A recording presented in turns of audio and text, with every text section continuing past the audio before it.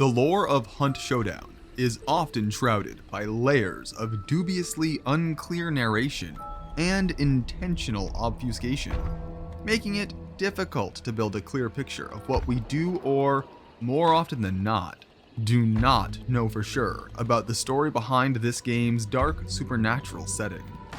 However, one thing that can be ascertained as a fact is that everything happening during the actual gameplay is actually happening long in the past. Okay, bear with me. I know that might seem obvious, what with the whole alternative American history setting and everything, but I don't just mean the game's aesthetic or anything like that. All of the actual events of the actual gameplay itself, every bounty hunt or quick play we experience, are literally past events from the perspective of the in-game universe.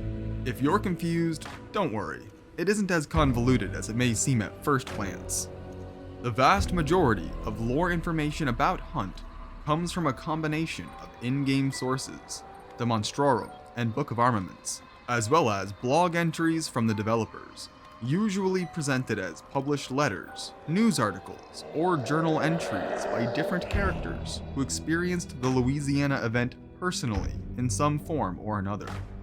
In the case of the in-game sources, namely the Monstrorum, an unnamed individual will make notes and observations on any given entry, typically commenting on the difficulty of reliably researching the subject in question, or clearly laying out the possibility of the information they have compiled being unreliable and incomplete due to no longer having any way to validate the reports they've read.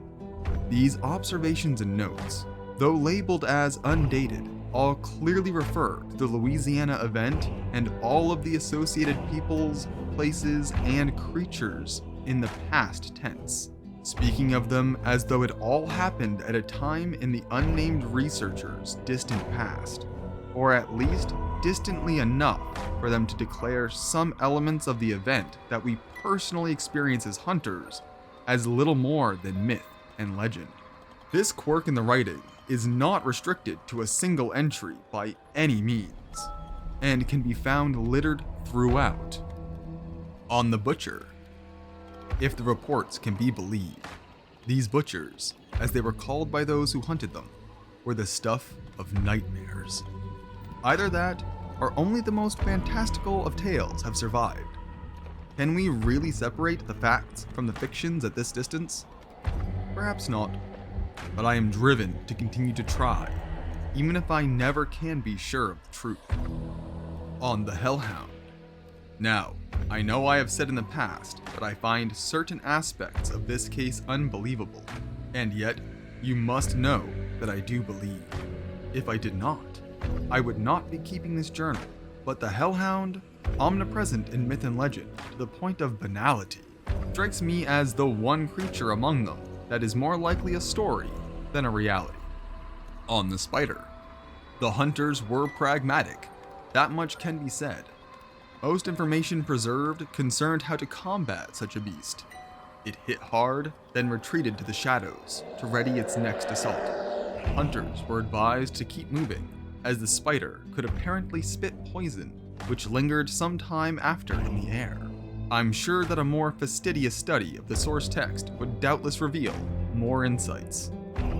It's clear that this researcher and the time period in which they're writing down these observations are far separated from our hunters and their experiences in 1895, the time which we, as the player, are experiencing what actually happened during the Louisiana event from the perspective of these apparently long dead or missing men and women of the AHA. The information still available to them is disjointed, unreliable, or otherwise unbelievable from their point of view. Interviews or verification with those who the researcher has identified as being witnesses to the event are either dead or impossible to find, having seemingly vanished into the mists of time.